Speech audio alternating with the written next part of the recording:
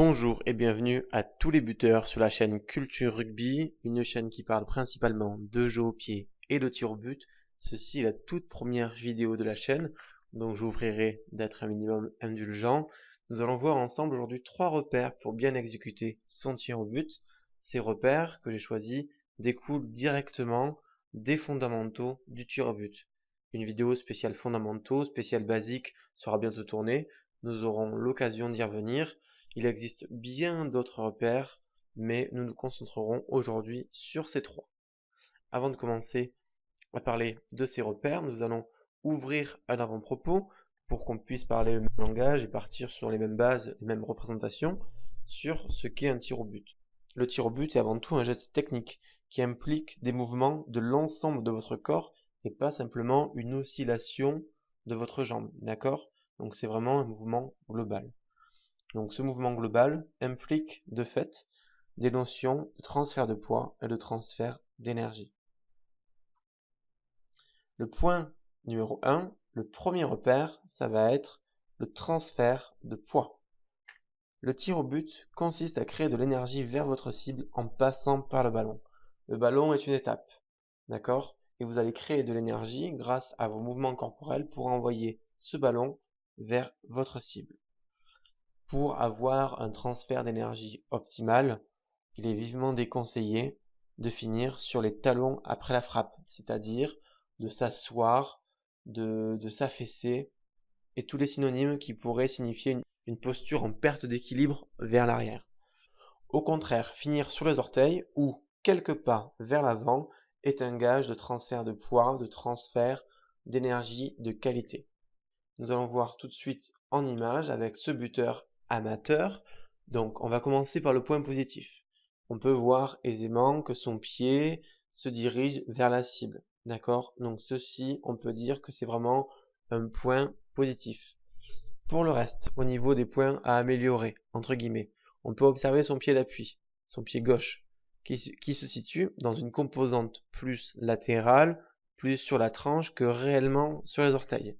D'où ce cercle rouge. Ensuite, ce qui donne vraiment une indication sur la qualité du transfert de poids ici, c'est la posture globale que vous aurez remarqué, où le buteur semble très en arrière, semble finir entre guillemets sur les talons, même s'il finit un peu plus sur la tranche, mais si on rajoute une chaise, comme celle-ci, l'image est un peu plus parlante au niveau de la posture.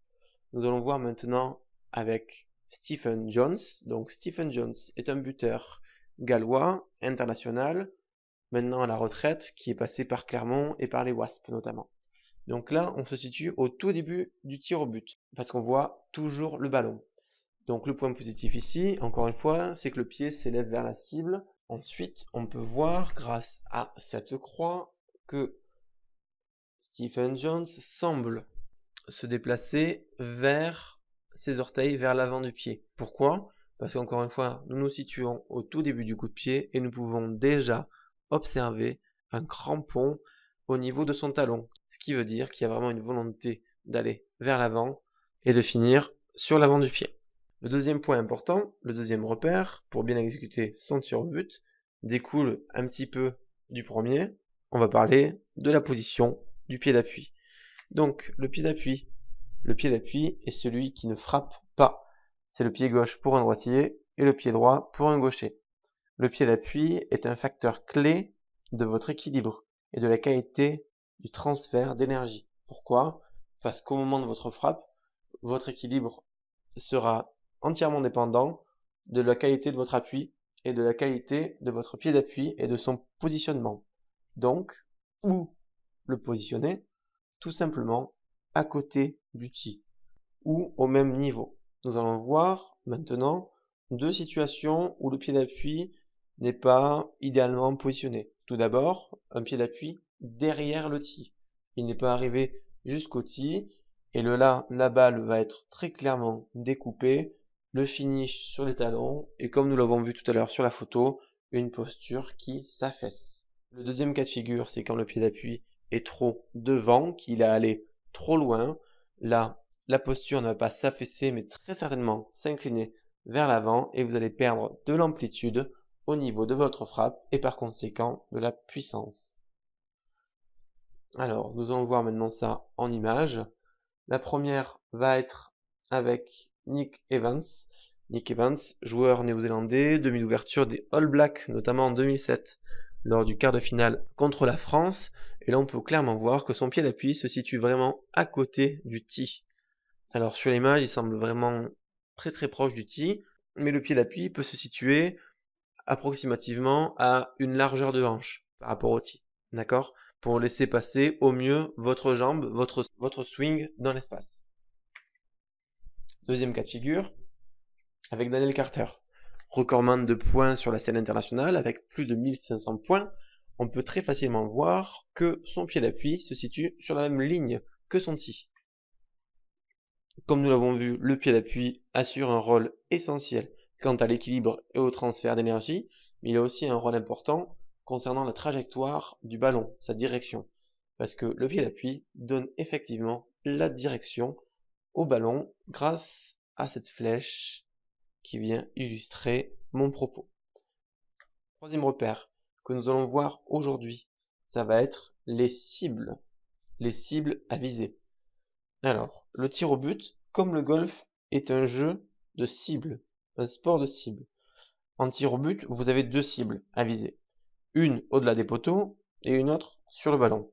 Viser entre les poteaux, c'est-à-dire une zone large, indéfinie et plutôt déconseillée. Plus la cible prise sera petite, plus vous serez précis. Et pour illustrer ce conseil, je vais vous partager deux citations, l'une de Johnny Wilkinson, qu'on peut retrouver dans son autobiographie du nom de Mémoire d'un perfectionniste. Je vous la lis tout de suite. Dans un jardin public de Brisbane, Dave Allred trouve un truc incroyable. Il veut que je concentre toute mon attention sur une cible. Plutôt que d'essayer de faire passer la balle entre deux poteaux, il préfère que je vise très exactement le milieu. C'est comme aux fléchettes. Plutôt que de viser la cible, il faut que je tape en plein dans le mille. Et plus je m'exercerai, plus j'arriverai à l'atteindre et deviendrai précis. Enfin, la marge d'erreur se réduira d'autant et tout deviendra de plus en plus facile.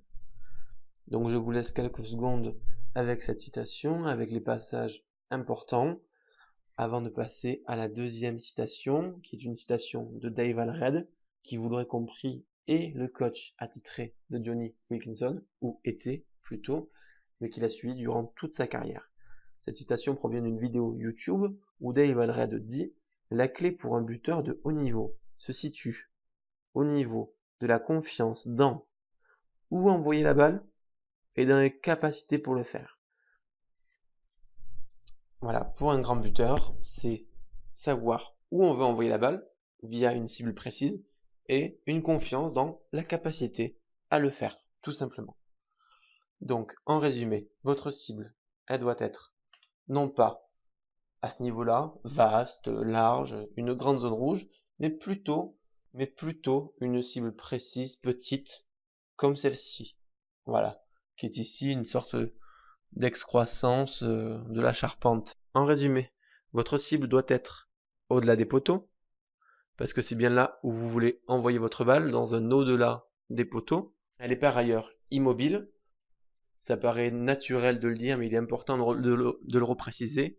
Donc, il est vivement déconseillé de prendre des nuages, de prendre des feuilles, une branche d'arbre soumise aux aléas du vent, ou encore un mouvement de foule ou un spectateur qui est en mouvement.